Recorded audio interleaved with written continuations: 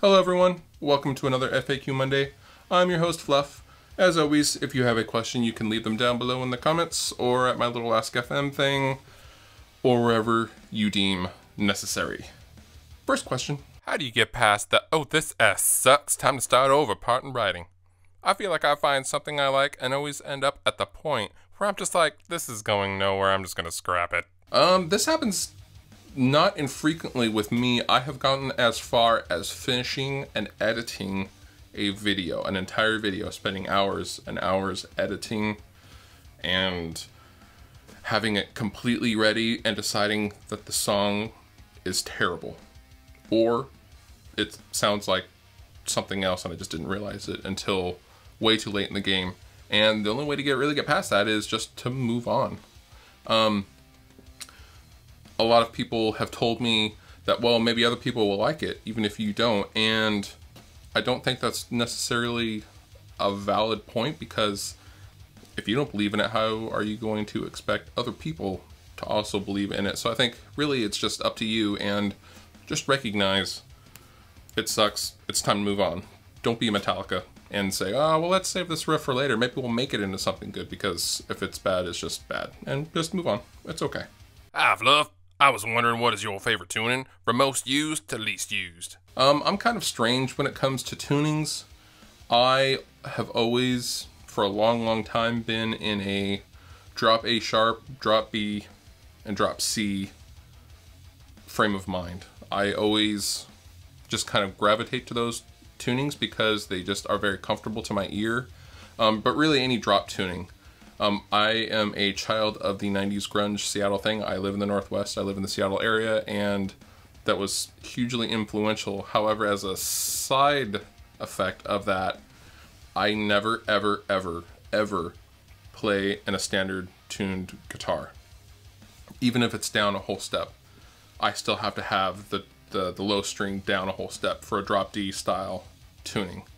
I like the voicings that you can get with that tuning, and I am most comfortable on that tuning. When someone hands me a standard tuned guitar, I'm not lost, but I'm not fully comfortable with the standard tuned guitar. And I know that's kind of weird, and we all have our quirks, and that's one of mine, unfortunately. Hey man! What lenses and mics do you use for your videos? For this show, I use my trusty Canon T3i, and for a mic, I use my beloved Rode NTG2 shotgun mic into a Tascam DR40 handheld recorder with a little XLR cable. And the reason being is I like the preamps on the Tascam a lot, and the NTG2 requires phantom power.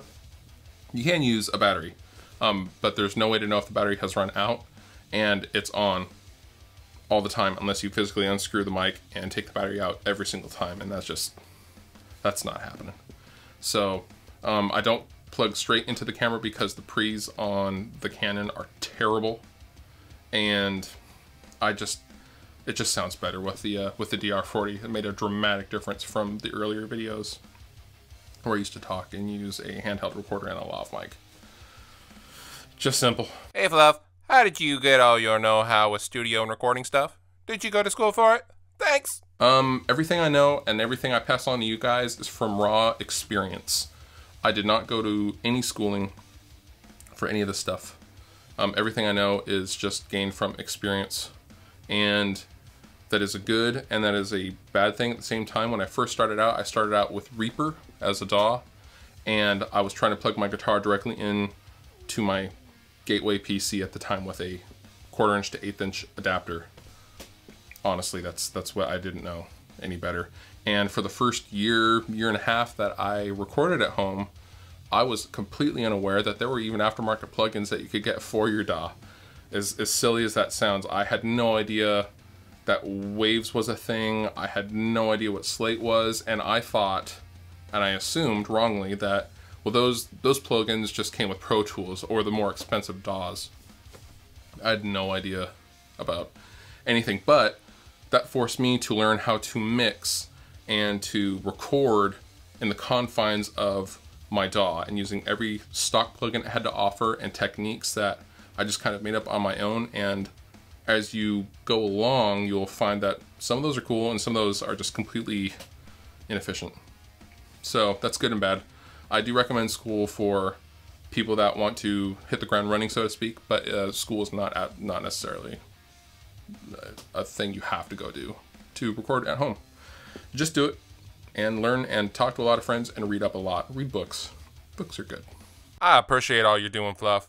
I hope if you ever have time, you can make a good mixing and mastering video. I get asked to make a mixing and mastering video several times a week. And I made a very, very old one when I was using Reaper. And that was just how I did it at the time. And as a result of seeing how people reacted to that, I don't think I'll ever make a mastering or mixing video. And here's why. Even if you say in the video or in the description, this is just how I do it, this is not how you have to do it, down the road when people see it, or if they're watching it on their phones or something like that, and they miss that, or they don't hear it, they don't read the description, they actually think that that's how you have to do it. And that's heartbreaking. You can do anything you want in this music recording world, and there are no rules, and the last thing I would want is for people to think that my way is the only way, as silly as that sounds. It's happened, and I've had to explain to many people that no, my way is not any better than anybody else's way at all. It's just a guideline, it's just somewhere to start. And I've even been offered sums of money to record DVDs and stuff like that, and I don't really want to do it because my technique is always changing as well. Nothing is ever the same. There are instances where you do certain things, the same from song to song, but overall the mixing process is always different and is always evolving, and it would just be a snapshot in time is all it would be. And I don't know, man. You got better things to do. I don't have time. Anyway, at any rate, that is all we have for you this week. And as always, my name is Fluff, and I thank you for watching. And I will see you next week. Fluff out!